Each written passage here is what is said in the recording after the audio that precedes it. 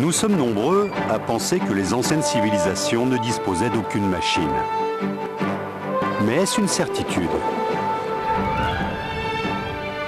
Des découvertes récentes remettent cette hypothèse en doute et nous font voir l'histoire sous un autre angle. Certaines d'entre elles nous conduiront peut-être à réécrire des pages entières de nos encyclopédies.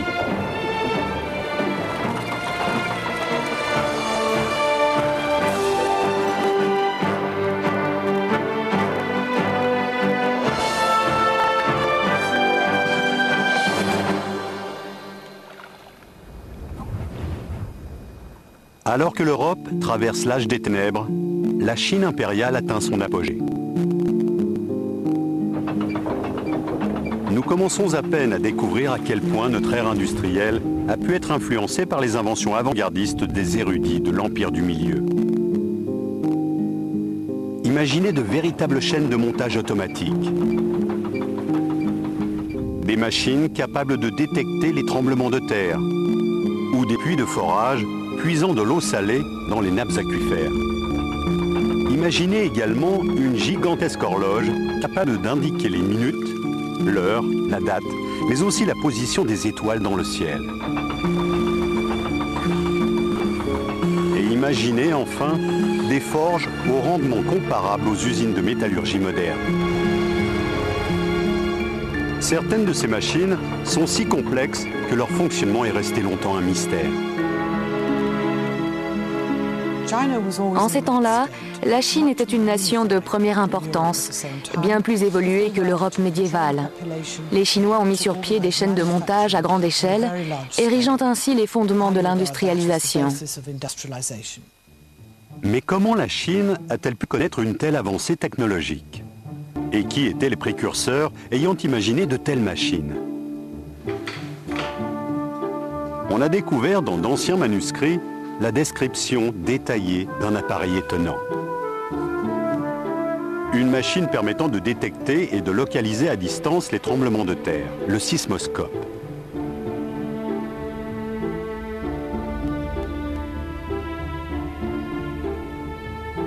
Il a été imaginé et construit pendant le IIe siècle après Jésus-Christ par Zhang Heng, un des plus grands inventeurs chinois, rivalisant de génie avec d'illustres occidentaux comme Archimède ou Léonard de Vinci. Le plus surprenant est qu'il faudra attendre près de 2000 ans avant qu'il n'y ait d'autres avancées significatives en sismologie. L'observation des tremblements de terre remonte bien plus loin qu'on pourrait le croire. Les Chinois ont été les premiers à étudier ce sujet de très près, bien avant les Occidentaux. De nos jours, les installations modernes, comme le centre sismologique de Beijing, font appel à la technologie numérique pour documenter la plus infime secousse sismique.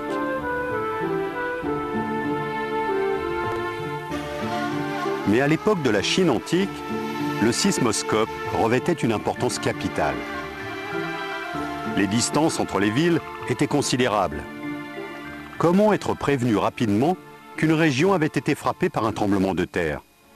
Grâce à l'appareil de Zhang Heng. Il s'agissait d'une sphère en bronze massif qui devait mesurer environ 2 mètres de diamètre. Tout le tour de cet appareil imposant était orné de 9 dragons sculptés, regardant vers l'extérieur. Chacun tenait une boule dans sa gueule. Lorsqu'une secousse sismique l'atteignait, l'onde actionnait le mécanisme interne du sismoscope et faisait tomber l'une des boules dans la gueule d'une grenouille, indiquant ainsi la provenance du séisme. Au cœur de cette sphère magnifiquement ornée se cache un mécanisme rivalisant d'ingéniosité avec les machines modernes. Lorsqu'un séisme survenait, même à grande distance, l'onde de choc se répercutait à grande vitesse dans la croûte terrestre et finissait par atteindre le sismoscope. À l'intérieur se trouve une longue tige verticale maintenue en équilibre par un contrepoids. Un système que l'on appelle pendule inversé. Le sismographe fonctionnait grâce à un pendule inversé. En se balançant dans l'une des 9 directions possibles, il finissait par toucher l'une des boules qu'il faisait alors tomber de son support. De cette façon, on pouvait avoir la provenance de l'onde de choc et localiser l'épicentre du séisme. Le pendule inversé est un système ingénieux. Il reste parfaitement immobile jusqu'à ce qu'une onde de choc vienne le mettre en mouvement. Ce mécanisme est en quelque sorte l'ancêtre des horloges à pendule de nos grands-mères. La seule différence est que le balancier était disposé dans l'autre sens. Le point de pivot se situait vers le bas et le contrepoids vers le haut. Le sismoscope est loin d'être la seule invention avant-gardiste des génies de la Chine impériale. Ils sont aussi à l'origine d'une machine devenue très courante de nos jours. Le puits de forage. Aujourd'hui, il paraît évident que cette civilisation a joué un rôle de pionnier dans l'extraction des énergies fossiles. Le plus étonnant est que la méthode employée il y a 2000 ans est très proche de celle utilisée de nos jours.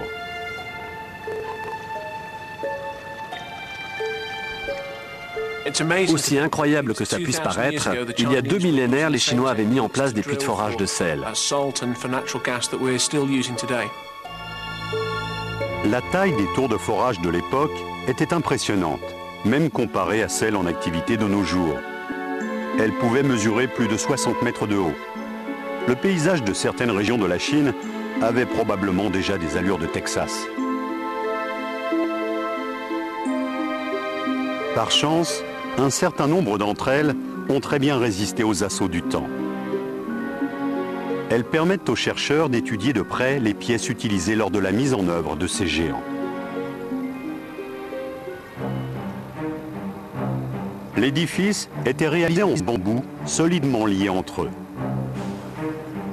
Les ouvriers se trouvaient sur une plateforme en bois et faisaient s'abattre la tête de forage en fer grâce à un bras de levier. Le principe de fonctionnement était similaire à celui d'un perforateur moderne.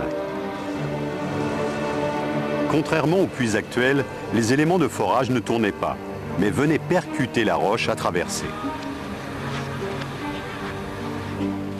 La tige de forage, reliée à un câble fait de fibres de bambou, était ensuite remontée à la force de plusieurs bœufs attelés à une roue. Les inventeurs de ce système sont allés jusqu'à développer des trépans de toutes sortes afin de s'adapter aux différentes caractéristiques géologiques de chaque site de forage.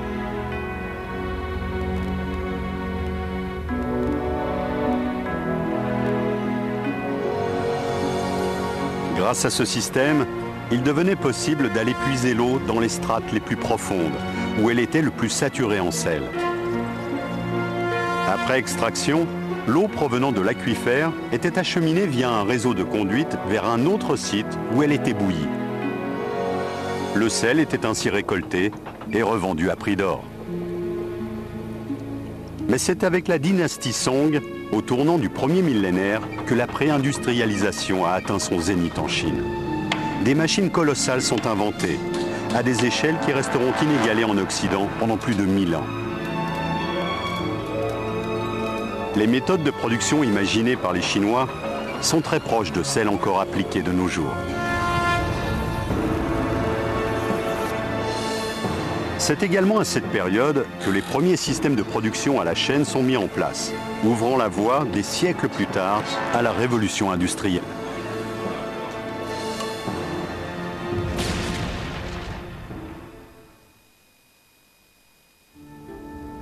Le règne des Song a duré de l'an 960 à 1279 après Jésus-Christ. La dynastie a d'abord gouverné le nord de la Chine jusqu'en 1127, puis le sud. Elle a vu naître un véritable essor économique, artistique et intellectuel. Durant cette période, plusieurs inventions majeures ont vu le jour. La fabrication du papier, l'imprimerie, la boussole ou la poudre à canon sous sa première forme. Autant d'innovations qui ont conquis le monde et changé sa face à tout jamais. Mais l'une des inventions nées au cours de l'Empire Song et qui laissera le plus son empreinte dans l'histoire est le simple mélange de salpêtre, de soufre et de charbon de bois, la poudre noire. Elle va non seulement révolutionner l'armement et la guerre,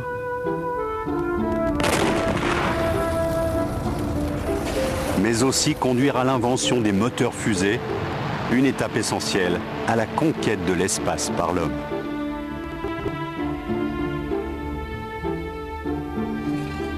Mais cette période est également marquée par des innovations en matière de production, en particulier dans celle du fer.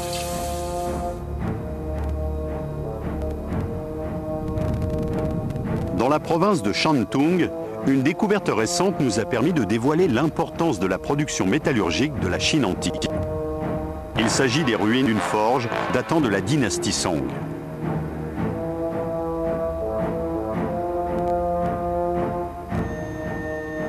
Le plus étonnant, c'est que cette forge aurait été en mesure d'avoir un rendement considérable, inégalé jusqu'à l'ère industrielle, ce qui sous-entend une grande maîtrise des propriétés des métaux.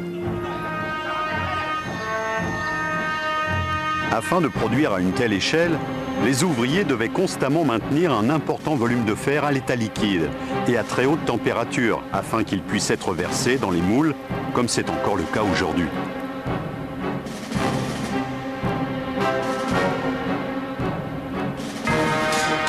L'une des façons de maintenir la température d'un haut fourneau est d'y insuffler de l'air, comme on le fait en soufflant sur les braises d'un barbecue. De nos jours, les sites de production emploient des pompes à air électriques.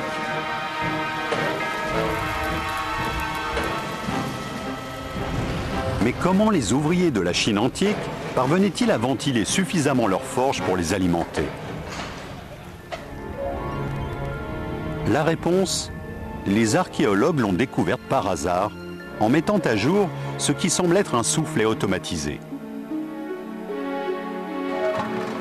Cette machine était mise en œuvre par une source d'énergie déjà éprouvée, l'eau. Tout porte à croire que le feu était alimenté sans que l'homme n'ait eu à intervenir, de façon totalement autonome. Pour arriver à maintenir la température de fusion de l'air, il faut un flux régulier et important d'air. Il n'est pas nécessaire de l'insuffler à haute pression, mais il faut un débit constant. Les Chinois se seraient tout simplement basés sur le principe du moulin à eau, en y reliant un système qui activait un soufflet et produisait ainsi un flux d'air régulier. Le docteur Geraint Owen, conférencier à l'université de Bath, en Angleterre, est expert en mécanique et en ingénierie. Pour activer un soufflet à partir d'un moulin à eau, on peut utiliser un mécanisme comme celui-ci, muni d'un axe central et d'un point de pivot décentré, s'articulant avec une bielle. Le moulin à eau fait tourner le vilebrequin sur lui-même et entraîne, grâce au point de pivot excentré de la bielle, un mouvement linéaire qui va appliquer au soufflet une translation en va-et-vient continu. Ce mécanisme, très proche du piston, fonctionne à l'inverse d'un moteur à explosion ou à vapeur. Dans ce cas, la roue du moulin fait tourner le vilebrequin, alors que dans un moteur à vapeur, c'est le vilebrequin qui fait tourner la roue. Grâce à leur compréhension des principes fondamentaux de la mécanique, les Chinois antiques étaient en mesure de maintenir la température de fusion du fer. Mais ce système est loin d'être le seul mécanisme révolutionnaire mis au point avec des siècles d'avance. La dynastie Song a également vu naître les premières productions de masse et des machines particulièrement sophistiquées qui poseront les jalons de la mécanique moderne. L'une d'entre elles est l'ancêtre de ce que nous appelons aujourd'hui l'odomètre.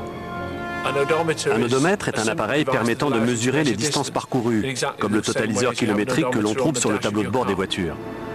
Aussi étonnant que cela puisse paraître, cette machine repose sur un principe proche de la boîte de vitesse. Cet objet étonnant accompagnait les troupes en marche. Tous les 500 mètres, les deux figurines placées de chaque côté abattaient leur bâton et faisaient retentir le tambour.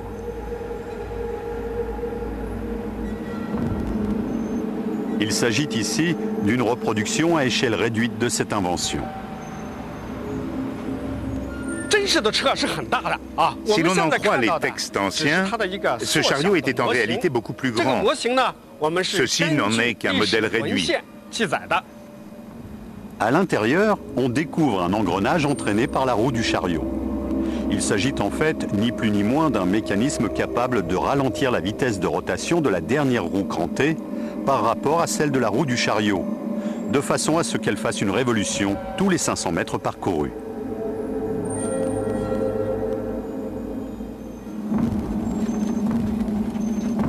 Selon les chercheurs, cette machine était utilisée par la garde impériale lors d'opérations militaires pour calculer la distance des camps ennemis et mesurer la progression des troupes.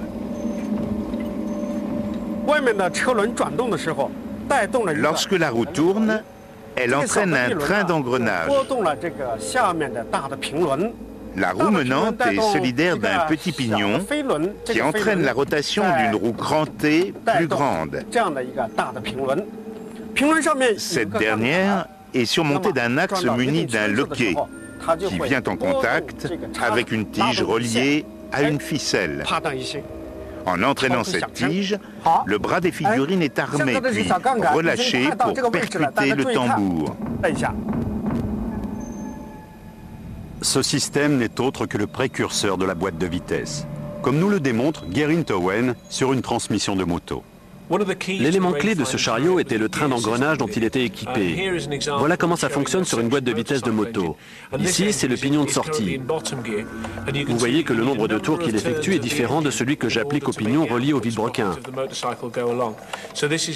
La boîte de vitesse sert à réduire la vitesse de rotation du moteur avant de la transmettre aux roues motrices. C'est le même principe avec cette inversion, si ce n'est que le rapport de vitesse était encore plus important, puisque le pignon de sortie ne faisait qu'un tour tous les 500 mètres.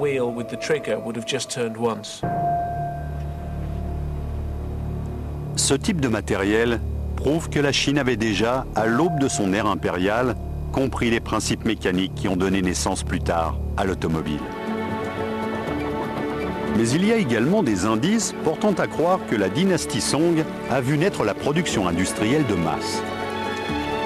Une découverte en particulier nous conduit à réécrire une page cruciale de l'histoire industrielle. Nous savons désormais que la Chine antique disposait de véritables usines, au rendement bien plus important qu'on ne le croirait.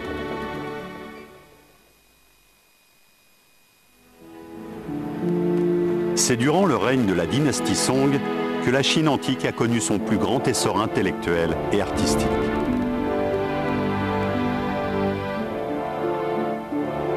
En 300 ans, cette civilisation a vu naître quelques-unes des inventions les plus cruciales. Certaines ont révolutionné la guerre et conduit à envoyer l'homme dans l'espace. D'autres ont permis l'exploration des mers ou ouvert la voie à la mécanique moderne. Nous commençons à peine à réaliser que ces inventions sont extrêmement proches de certaines machines que nous utilisons au quotidien. Ce qui nous conduit à nous demander si nous ne les avons pas tout simplement réinventées. Au XIe siècle, alors que la Chine impériale est à son apogée, les métropoles se développent, devenant des pôles commerciaux et industriels. Les usines de ces villes peuplées de centaines de milliers d'habitants ont dû améliorer leur rendement pour répondre à la demande croissante. L'une de ces machines industrielles a été récemment découverte par les archéologues. Il s'agit d'une machine hydraulique activant une série de marteaux à bascule destinés à moudre le grain. D'autres exemplaires comme celui-ci sont encore en activité dans la province de Jingdezhen, ce qui prouve leur efficacité et leur fiabilité. Le marteau à bascule est un bon exemple d'outil hydraulique. Vous avez plusieurs marteaux reliés à un arbre à cames. L'arbre à cames est entraîné par un moulin à eau et fait se dresser les marteaux avant de les laisser s'abattre. Ce système est incroyablement avancé pour son temps. Il permet, grâce à l'énergie produite par un simple cours d'eau, de moudre une grande quantité de grains simultanément. D'un avant-gardisme saisissant, il consiste en une association des quelques-unes des plus grandes lois de la physique, l'énergie cinétique et de gravité. La roue est reliée à un axe transverse, dans lequel sont insérées des planches de bois qui contrôlent chacune un marteau à bascule.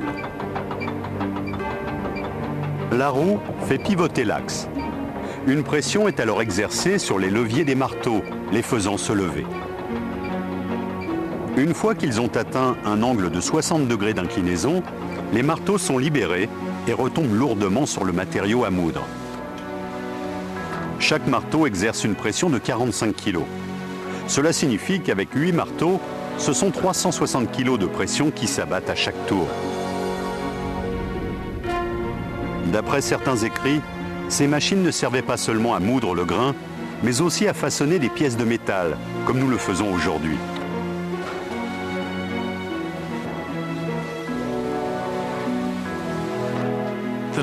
L'économie de main-d'œuvre est énorme. Au lieu de devoir employer 5 ou 6 maréchaux ferrants utilisant chacun une masse de 5 kg, vous pouviez mettre en œuvre un marteau de 50, voire même 100 kg s'abattant d'une hauteur plus importante, ce qui permettait de façonner des pièces plus grandes. 1 ou 2 ouvriers suffisaient pour superviser le fonctionnement d'une machine de ce genre. Aujourd'hui, on peut trouver de nombreuses roues de moulins à eau à travers les provinces chinoises, nous dévoilant ce que pouvait être le paysage de la Chine impériale. Mais une autre technique est bientôt inventée pour moudre le grain, la meule. Le grain est écrasé par une lourde pierre en rotation. C'est une technique déjà éprouvée, mais qui va être largement améliorée par les Chinois antiques. Pour la première fois, plusieurs meules sont mises en œuvre. Là encore, c'est grâce à l'énergie hydraulique que le mécanisme est mis en branle. Mais cette fois, elle va permettre, grâce à une succession d'engrenages et d'arbres de transmission, la rotation de 9 meules de 2 tonnes chacune. Il s'agit encore une fois d'une prouesse technique. Son inventeur a conçu un système transférant l'énergie hydraulique via un engrenage perpendiculaire.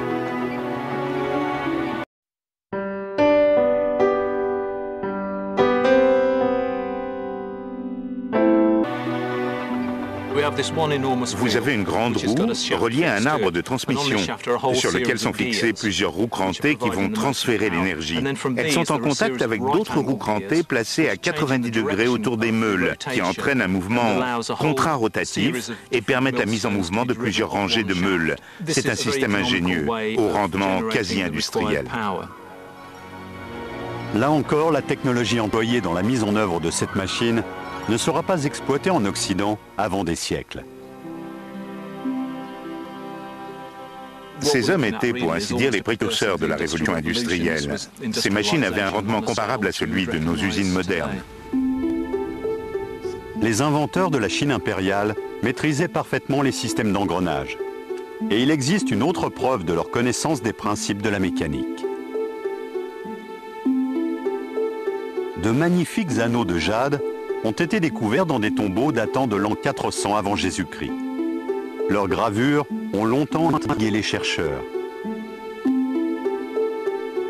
Après avoir étudié de près leurs dessins, les archéologues ont estimé que la seule façon d'arriver à une telle précision était d'utiliser un outil complexe. En l'occurrence, il s'agissait d'un appareil synchronisant un mouvement linéaire avec une rotation. Cela signifie que pendant qu'un plateau faisait tourner l'anneau à graver, un ciseau monté sur un axe gravait un motif impossible à réaliser à main levée. Richard Windley, qui voue une véritable passion aux inventions de la Chine antique, a recréé un exemplaire d'un de ces outils de haute précision. Afin de produire ce type de courbe, il fallait une machine capable à la fois de faire tourner le support et de faire avancer le ciseau de façon linéaire. C'est ce que nous appelons un outil combiné. J'en ai réalisé un modèle réduit pour démontrer son principe de fonctionnement. Il s'agit d'un plateau pivotant sur lequel on place l'anneau à graver. Il est surmonté d'un axe linéaire qui le traverse. C'est sur cet axe que j'ai fixé la pointe qui va dessiner les spirales. En le déplaçant d'avant en arrière, je fais tourner le plateau. La pointe, qui est en appui contre le support, dessine alors une figure géométrique qu'on appelle spirale d'Archimède. Ceci n'est possible qu'en ayant synchronisé de façon très précise le mouvement de rotation et la translation verticale du bras. En appliquant le mouvement de va-et-vient, l'axe sur lequel est fixée la pointe entraîne la rotation d'une poulie placée sous le plateau grâce à une ficelle dissimulée dans le châssis de l'appareil. Les deux mouvements sont donc parfaitement synchronisés. Après plusieurs passages, on obtient une spirale parfaite sur le support à graver. Je vais maintenant enduire la pointe de bambou d'un peu d'encre. Le nombre de sillons varie en fonction des anneaux. Dans mon cas, il y en a 8. Je vais donc répéter l'opération 8 fois et je devrais obtenir une spirale parfaite.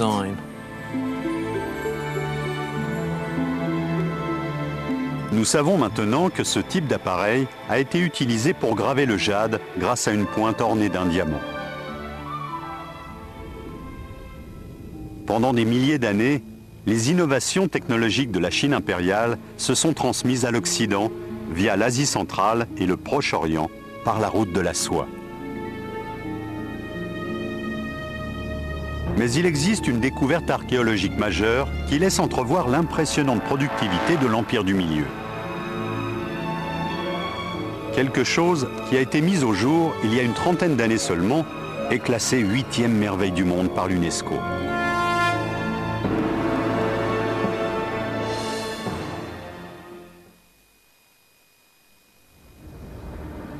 Bien des chefs-d'œuvre de notre histoire n'ont pas survécu aux assauts du temps. Mais par chance, nous découvrons encore des pièces intactes, démontrant de façon irréfutable le haut degré de technicité atteint par des anciennes civilisations.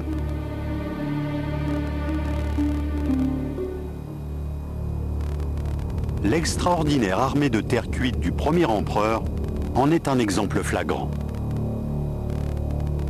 Située en plein cœur de la Chine, à 1200 km à l'ouest de Shanghai, elle reposait dans un tumulus gigantesque depuis 2 millénaires.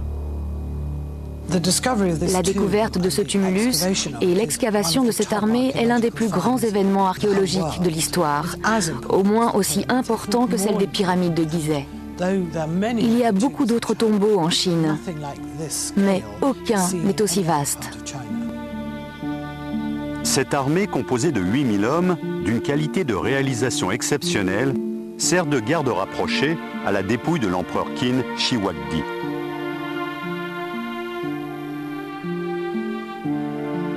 Le plus étonnant est que tous ces soldats sont munis de véritables armes de bronze, plus de 10 000 en tout, encore parfaitement fonctionnelles. Il s'agit manifestement des mêmes armes que celles utilisées sur les champs de bataille à l'époque.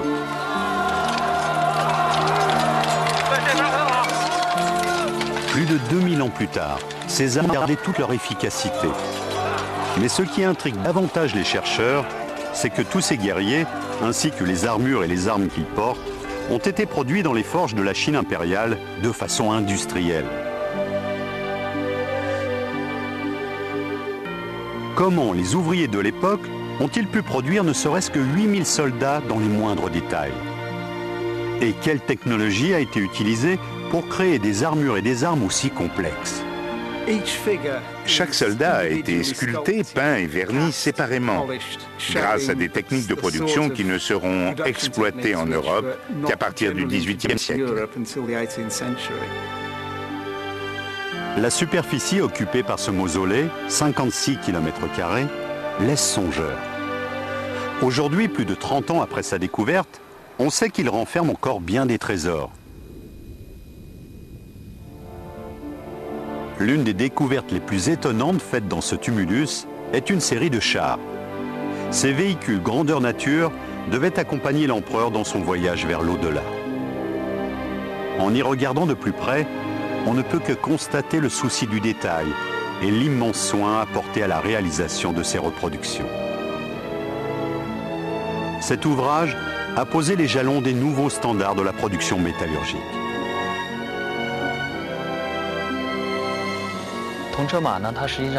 Les chars de bronze représentent à eux seuls le plus grand chef-d'œuvre de toute l'histoire de la métallurgie chinoise antique. Ces deux œuvres sont composées de plus de 3000 pièces. Chacune a été forgée individuellement et assemblée par la suite. Ces deux chariots sont faits de 3642 pièces de différents métaux, comme l'or, l'argent ou le bronze. Mais le plus étonnant est que chaque pièce a été forgée individuellement.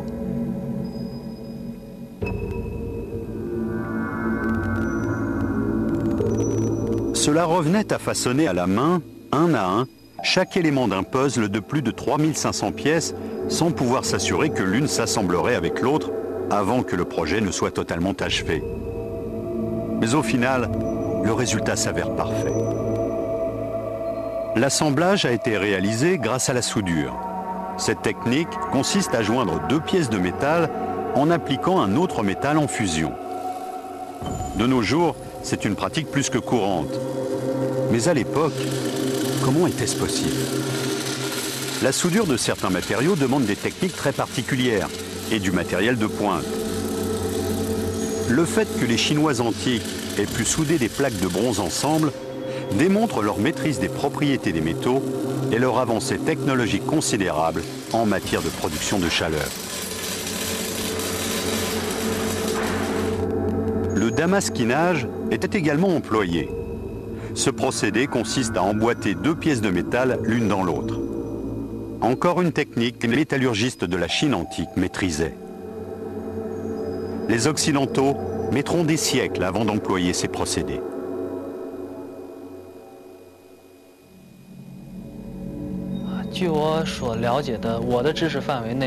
Ces chariots de bronze font preuve d'un niveau de connaissance technique sans précédent, qui ne sera jamais égalé par les dynasties suivantes.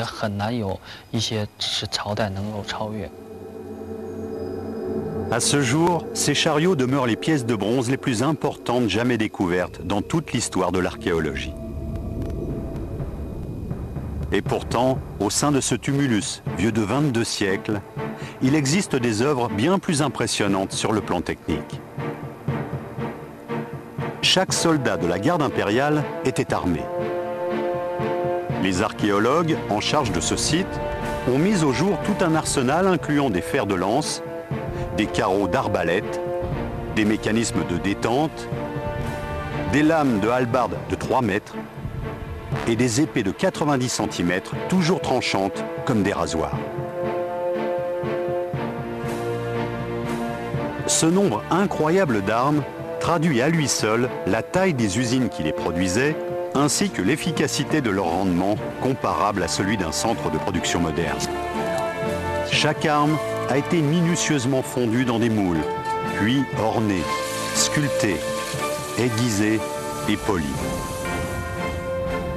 Mais derrière ces armes se cache un incroyable secret de fabrication.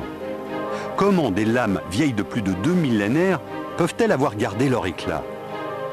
Comment ont-elles pu conserver leur solidité et leur tranchant après tout ce temps passé sous terre?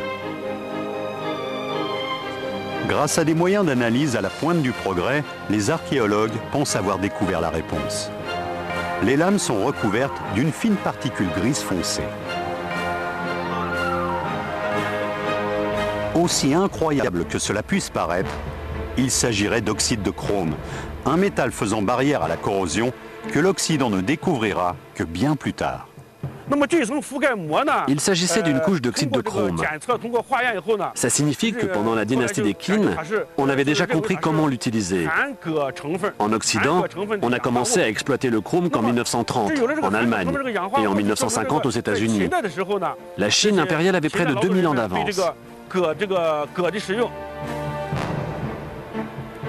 Les fouilles du tumulus du premier empereur de Chine sont loin d'être achevées. Quelle autre surprise nous attend? Quelle autre innovation technique reste à découvrir? Si les armes sont des pièces déjà impressionnantes, les soldats de l'armée de terre cuite ne le sont pas moins, et leur conception demeure mystérieuse. Comment a-t-on pu produire une telle quantité de figurines plus grandes que nature, réalisées avec un tel souci du détail le plus infime? Il s'agit en tout cas de l'un des plus grands chefs-d'œuvre de l'histoire. La fabrication des soldats de terre cuite démontre que la Chine antique était une société semi-industrielle. On estime qu'il a fallu réunir 700 000 ouvriers et consacrer 10 années de travail, peut-être même plus, uniquement pour la réalisation de l'armée. Mais cette armée de terre cuite n'est que la partie visible de l'iceberg. Si l'on en croit les textes anciens, le tombeau de l'empereur lui-même serait la réplique d'un temple au plafond constellé de pierres précieuses, s'il a résisté au pillage. La ville de Lingtong, non loin du site archéologique, a été choisie pour abriter la réplique réalisée à l'ancienne de cette armée fictive. C'est une tâche difficile à réaliser, même aujourd'hui. Alors imaginez ce que ça devait être il y a 2000 ans. La fabrication d'un seul de ces soldats devait prendre une vingtaine de jours environ. Le corps de chaque soldat est fait d'argile sur laquelle sont ensuite sculptés tous les détails avec une grande minutie, comme les armures ou les expressions faciales, toujours différentes. Ces travaux de reconstitution ont apporté une conclusion effarante. Il a fallu près de 150 kilos d'argile pour façonner chaque soldat. Au total, pour obtenir les 8000 guerriers de cette armée, il aura donc fallu près de 1200 tonnes de matériaux. Aucun four n'a été découvert jusqu'à ce jour près du site. La cuisson de l'argile reste donc une énigme. Certains chercheurs avancent que chaque statue était enduite d'une couche de boue, grâce à un four à céramique délivrant une chaleur pouvant atteindre les 1000 degrés. Il a certainement fallu de très grands fours pour arriver à une telle capacité de production.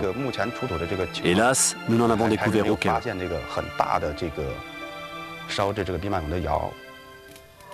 Une fois que la température a atteint son maximum, l'enduit commence à se craqueler et à laisser l'air chaud s'introduire pour cuire l'argile. Une fois la couche de boue retirée, le résultat est saisissant et démontre encore une fois le haut degré de technicité atteint dans de multiples domaines il y a plus de 2 millénaires par la Chine impériale. Qui sait quelle autre surprise attendent les archéologues au cœur de ce tombeau? La dynastie des Song a vu naître bien des inventions et des avancées technologiques. Mais il est une machine dont la découverte a laissé toute la communauté scientifique stupéfaite. Une machine qui allait pérenniser l'image d'avant-gardisme de la Chine antique. Il s'agit d'une simple tour contenant un mécanisme très en avance sur son temps. Cette tour est en fait une horloge. Cette horloge, d'une technologie extrêmement avancée, incarne à elle seule l'avancée technologique et la maîtrise des sciences des érudits de la Chine impériale. Il s'agit d'une véritable démonstration de force restée très longtemps inégalée.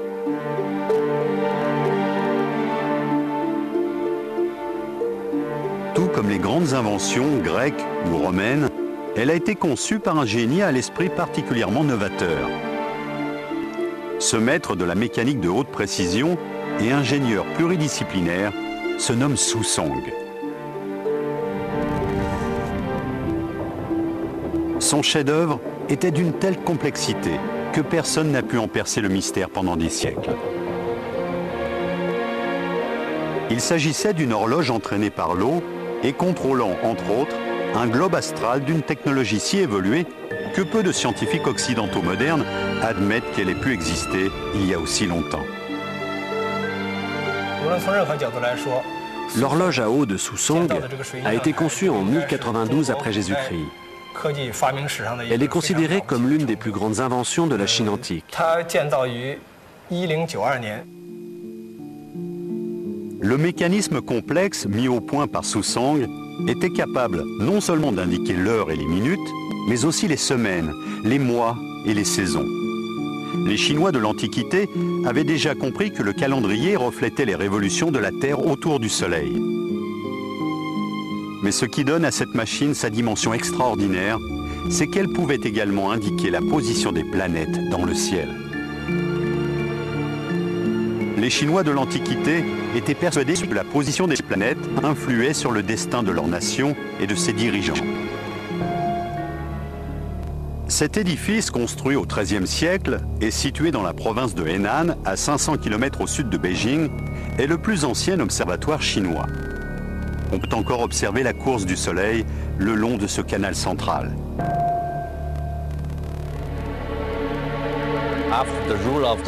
Après l'unification de la Chine, sous la dynastie des Yuan, l'empereur a voulu améliorer l'agriculture. Il voulait réformer les calendriers pour que tous les agriculteurs puissent savoir à quel moment récolter le maïs. Tous les jours, il notait la hauteur du soleil et le tracé de sa course. Ensuite, en se basant sur ces données, il a produit un nouveau calendrier. Il avait calculé que le Soleil faisait le tour complet de la Terre en 365 jours, 5 heures, 49 minutes et 12 secondes.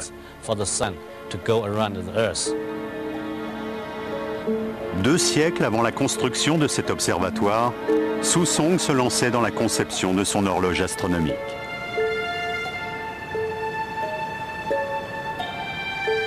Au-delà d'indiquer le temps avec une précision déroutante, Cette machine a démontré l'avancée technologique et la suprématie scientifique de la Chine impériale.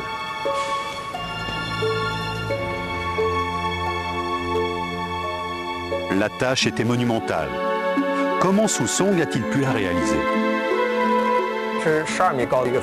L'horloge à eau est une tour d'une hauteur de 12 mètres, dissimulant un mécanisme complexe divisé en 4 systèmes composés de plus de 400 pièces. C'est un véritable chef-d'œuvre de mécanique et d'architecture, une véritable prouesse technique pour l'époque. Nous connaissons maintenant les secrets de cette horloge. Sou-Song en a détaillé toute la construction dans son ouvrage sur l'élaboration des sphères armillaires et des globes célestes. Un ouvrage écrit il y a 900 ans. Cet ouvrage est très précieux à nos yeux. Il comporte les schémas originaux, ce qui permet aux chercheurs de comprendre le fonctionnement de la machine.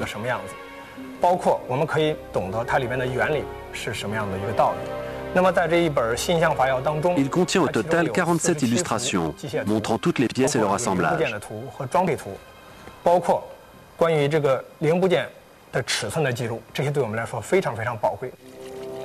Grâce à ces plans, le Musée des sciences et de la technologie de Beijing a élaboré une reproduction fidèle de l'édifice.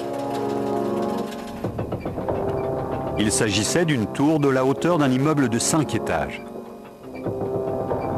Sur la façade était collée une pagode à 5 niveaux. À chaque étage se trouvait une porte devant laquelle pouvaient passer des figurines frappant des cloches ou des gongs et portant des écriteaux indiquant les heures et les minutes. Mais comment ce mécanisme fonctionnait-il? Quelles étaient les innovations technologiques et scientifiques cachées dans les entrailles de cette machine? À l'intérieur de la tour, une sphère armillaire tournait de façon synchronisée avec un globe placé juste au-dessus. Cela signifie que les astronomes de l'époque pouvaient comparer les références de ces deux supports et ainsi enregistrer de très nombreuses données. Les indicateurs d'heures et de minutes étaient contrôlés par un mécanisme lui aussi synchronisé avec la rotation de la sphère. Au cœur de ce mécanisme se trouve un des tout premiers systèmes d'échappement qui deviendra essentiel à tout mécanisme d'horloge. Afin de s'assurer de la régularité du mouvement, la source d'énergie doit être délivrée de façon précisément régulée. Le rôle de l'échappement est de doser l'énergie. Sou-Song a su le maîtriser de façon stupéfiante. Il a installé au cœur de sa machine une roue crantée reliée à un frein qui ne laissait la roue tourner qu'à une vitesse bien spécifique. Il stoppait la rotation, puis la laissait reprendre à intervalles très réguliers. C'est cette invention qui a permis celle des montres modernes, des siècles plus tard. En fait, c'est l'échappement qui produit le tic-tac caractéristique de n'importe quelle horloge, montre ou réveil. La source d'énergie exploitée pour faire fonctionner le mécanisme est elle aussi ingénieuse. Une roue à aube recueillait l'eau d'une rivière et faisait tourner l'axe principal. Cette machine trôna au sommet du palais de la dynastie des Song au XIe siècle. Elle est considérée par de nombreux spécialistes comme le plus grand chef-d'œuvre mécanique de tout le Moyen Âge. La dynastie des Song nous a transmis un héritage scientifique, technologique et industriel qui a changé à jamais la face du monde. La Chine impériale utilisait des machines extrêmement complexes qui ne seront inventées que bien plus tard par les Occidentaux. Au regard des textes et des découvertes archéologiques, nous ne pouvons qu'admettre qu'une grande partie des inventions et découvertes qui ont influencé notre mode de vie nous viennent tout droit de la Chine impériale.